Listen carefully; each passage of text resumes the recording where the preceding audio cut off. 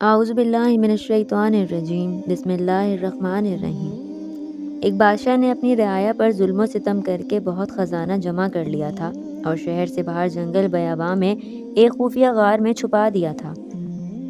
اس خزانے کی صرف 2 چابیاں تھیں، ایک بادشاہ کے پاس، دوسری اس کے معتمد وزیر کے پاس۔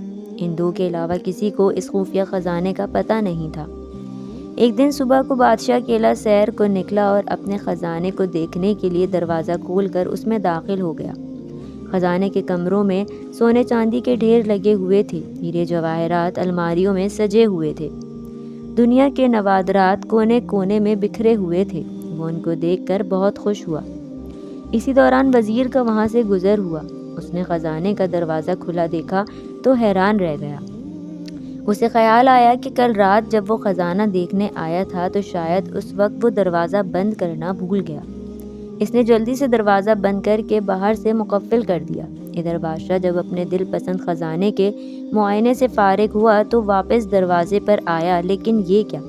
دروازہ تو باہر سے مقفل تھا۔ اس نے زور زور سے دروازہ پیٹنا اور چیخنا شروع کیا، لیکن افسوس اس کی آواز سننے والا وہاں کوئی نہ تھا۔ وہ لوٹ کر پھر اپنے خزانے کی طرف گیا اور ان سے دل بہلانے کی کوشش کی، لیکن بھوک اور پیاس کی شدت نے اسے تڑپانا شروع کیا۔ وہ پھر بھاگ کر دروازے کی طرف آیا، لیکن وہ بدستور بند تھا۔ وہ زور سے چیخا چلایا، لیکن وہاں اس کی فریاد سننے والا کوئی نہ تھا۔ وہ نڈھال ہو کر دروازے کے پاس گر گیا۔ جب بھوک پیاس سے وہ بری طرح تڑپنے لگا، مگر وہاں صرف سونے موتیوں کے انبار تھے۔ بادشاہ چکرا کر گر گیا۔ جب اسے ہوش آیا تو اس نے سارے ہیرے اور موتی بکھیر کر دیوار کے پاس اپنا بستر بنایا اور اس پر لیٹ گیا۔ وہ دنیا کو ایک پیغام دینا چاہتا تھا، لیکن اس کے پاس کاغذ اور قلم نہیں تھا۔ اس نے پتھر سے اپنی انگلی کچلی اور بہتے ہوئے خون سے دیوار پر کچھ لکھ دیا۔ حکومتی عہدیدار بادشاہ کو تلاش کرتے رہے، لیکن بادشاہ نہ ملا۔